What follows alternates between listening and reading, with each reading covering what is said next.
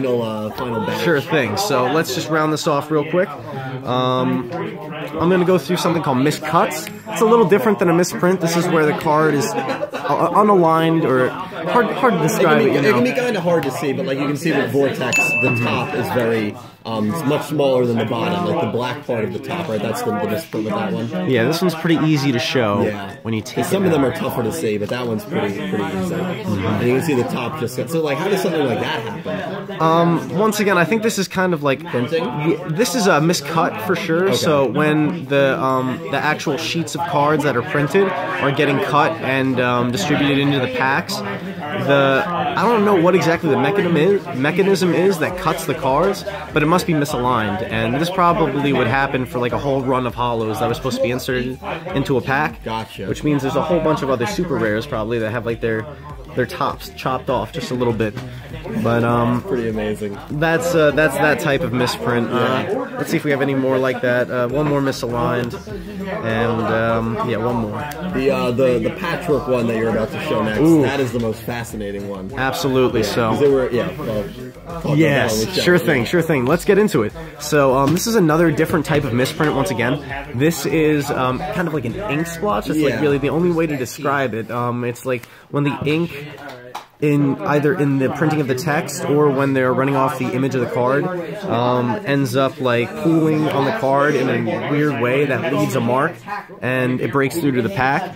And this is something that was very unique that Dylan was mentioning before, is that these two Frightfurt Patchworks were pulled out of one case but from completely separate boxes and had the same exact ink splotch in the same exact spot, which was like really interesting to see that somehow the same misprint got through twice into the same case, which was very interesting. So if I have any more of those, I think that's the last of those ink splotch ones that I have. And we're going to move on to the last few. These are some lower end things. This is something I wanted to show. It's when the top of the card gets crimped. What's unfortunate about this type of misprint production type thing is that this card's now no longer playable because that's technically a marked card. You can feel the top of it. Yes, you can feel the top of that. And now any card that's printed like this, you really can't play in a tournament, which is a very unfortunate and crappy like type. A really good card from the pack, and it has that sort of misprint. Can't play. It's useless. It's useless. Oh, that's horrible. So that's horrible. That's a terrible type of misprint. Yeah. And then this is what I want to call like a super common misprint, which is where the name is like black on every single printing of Dark Spirit of the Silent, but normally the name on a trap card should be printed white.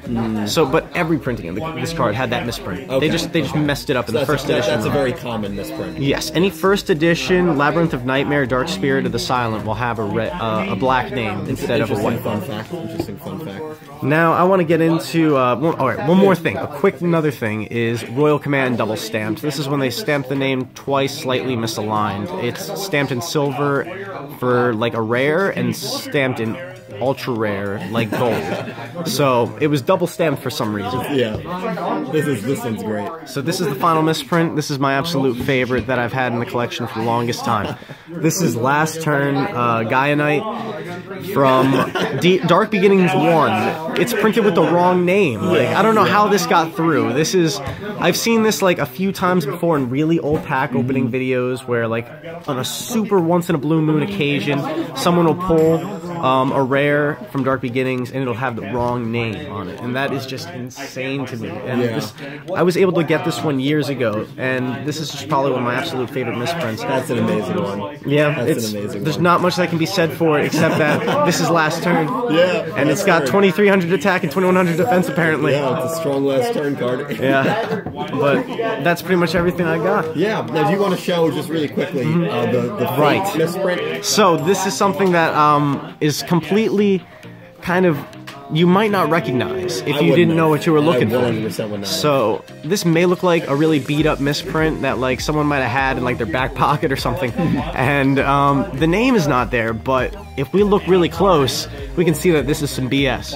You can see that the name is scratched off. You can see the scratchings over the name and how the printing is barely left in the card because they removed the silver off the name manually. So with like a razor blade? Razor blade or maybe, yes, I would say something a bit more soft than a razor blade, because if you're going in like that, you're going to destroy the card. But yes, that's a BS misprint. People out here just trying to fake Keep your eyes out. Keep your eyes peeled for the fake misprints. amazing. But we dude, only dealing legit. Awesome collection, dude. So yeah, thank you once again for doing this video with me. Yeah, no, thank you for letting me do it, man. It was a lot of fun. And yeah, that's pretty much all we got for you guys today. Please be sure to subscribe to Yu-Gi-Oh! Everything, like 100%. His channel is phenomenal. Thank you. And subscribe to this man too. I will link him down below. So you all have a phenomenal evening, and Cheap Master 55 signing out. Have a great day. Thank you guys. Have a good one.